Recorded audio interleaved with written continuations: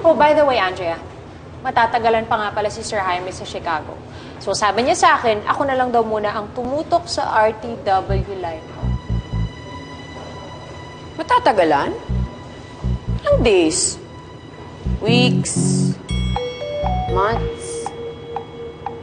Ano ba kasing ginagawa niya doon? Tsaka bakit bigla-bigla na lang siyang umalis? Ah, hindi mo ba alam? Si Sir Jaime, nagpunta ng Chicago para sundan si Ma'am Veronica. Kasi sabi niya, gusto niya nang ayusin yung marriage niya. At hindi siya uuwi hanggat hindi sila nagkakabalikan ng asawa niya.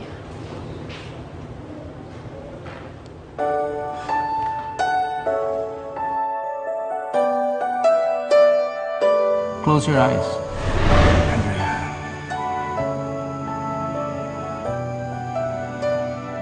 Si Jaime po. Wala na po si Sir Jaime.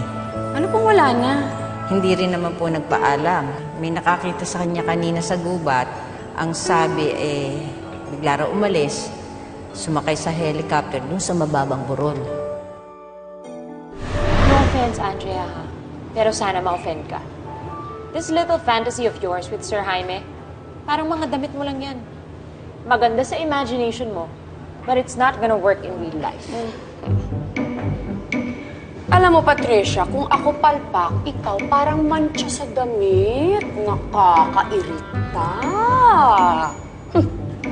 Ang sarap mo nga gusutin at hampasin ng palo-palo. Ma'am Andy, huwag niyo na po patulan. Baka mag-trending na naman kayo sa buong icon yan. You know, if I were you, Andrea, tapusin mo na lang yung trabaho mo sa Icon para makalayas ka na dito. Just a piece of advice. Maghanap ka na ng ibang lalandi. Dahil I'm sure by now, nagkabalikan na si Sir Jaime at Ma'am Veronica. Masayang-masaya na ulit ang mag-asawa.